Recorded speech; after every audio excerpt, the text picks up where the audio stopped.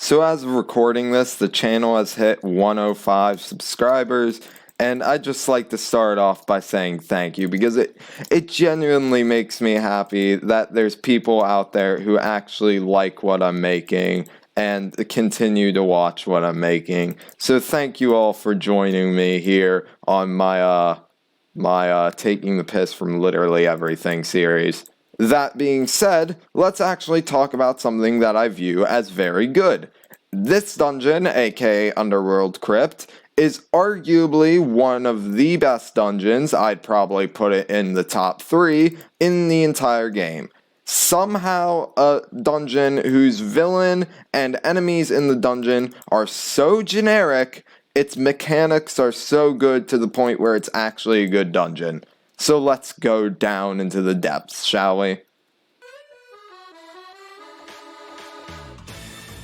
So as said before, this dungeon has generic villain number 3369, and the funny thing is, there's just something very memorable about this guy, despite him being, extremely generic as a villain, like almost every villain not named Antikythera in Wynncraft ever. But General Graken's in here, and to be honest, the first time I did this dungeon, I didn't even notice him because he didn't spawn in for like a good 10 seconds. But now, here we go into the first part of the dungeon, and the part I really like about this is that you actually don't have to fight these things if you really don't want to. I still recommend it because you can get loot from them, but you can just straight up ignore them. There's only like twice this dungeon actually forces you to fight things.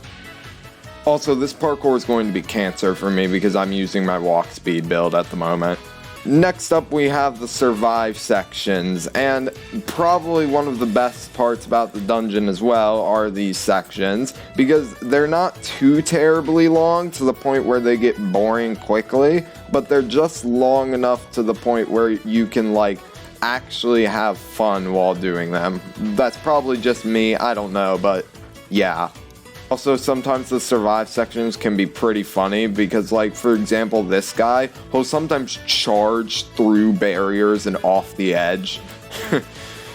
This mini-boss is probably the most annoying, which, it makes sense, it takes the longest, but the reason it's annoying is because it has one of the best combos an enemy can have in the game, aka the web spell and flamethrower spell at the same time. But yeah, the guy's name is Charon, and maybe it's just me, my relation to mythology and how it, I don't know, entertains me, I guess, or interests me, I should say. But that was the mini-boss you have to fight. But back to the Charon thing, this is obviously a reference to the mythology of the river Styx and Charon, so that might be why I find it memorable, but I don't know. The boat section does feel slightly too drawn out, maybe that's just me again, but I do enjoy doing the boat section. Also, I tried leaping to the end once, it didn't work. I'm very sad. And now we enter one of arguably the best, I don't know why that lag back happened, one of the best boss fights in the entire game. And I don't know why, but even though this line is cliche as ever, it's one of the lines I actually remember the most as Wynn. However, how do you plan to defeat an army that cannot die? I don't know why I remember that line so well. The thing that makes this boss so good is that you're not actually fighting the boss, all the time. There's some bosses where you're, sometimes fighting the boss and then sometimes not, and those are probably one of my more favorite bosses. But this one, you're just never fighting the boss at all, which is fine as long as you can make a good mechanic for that. And in my opinion, this mechanic is very good for that. There is the pretty much unfailing strategy to continuously summon General Grakens, but you can honestly win with anything as long as you, manage it correctly. The only real issue I have with this boss is the fact that, there's these things called the Decrepit Warlords that can spawn, and the Warlords are basically General Grakens except on the enemy enemy soldiers team. And the reason that's a problem is because sometimes it'll spawn like 5 in a row, which is nowhere near enough for like a single Kraken to deal with.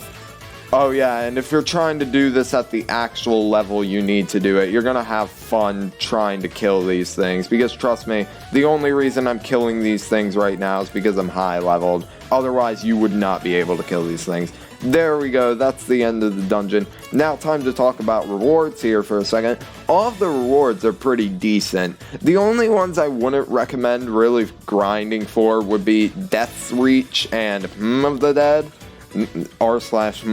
But whatever you want to call it, Hymn of the Dead and Death's Reach, because Death's Reach like completely cripples your walk speed, and honestly at that point you might as well just grind for Damnation.